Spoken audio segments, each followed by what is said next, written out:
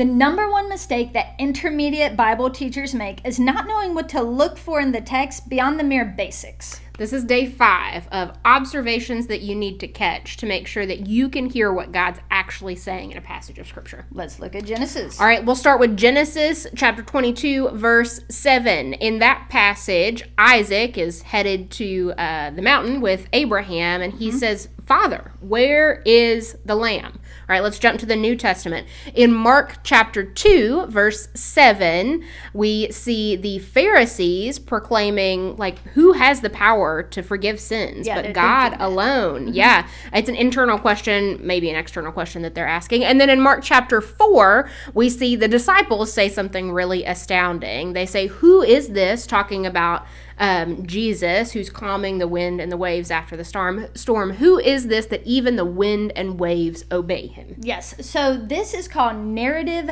dialogue. It's anytime there's a story, there's a lot of action going on, maybe there's a lot of tension building, and then all of a sudden everything stops and someone speaks.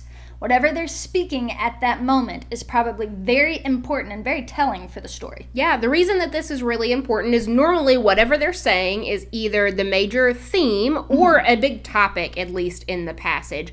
So the author's drawing your attention by building with some narrative action and then taking a break for dialogue. Yep. So, for example, in the Genesis 22 narrative, there's a bunch of action, and then he says, "Father, where's the lamb?" That tells us, hey, the topic is going to be whoever provides the lamb.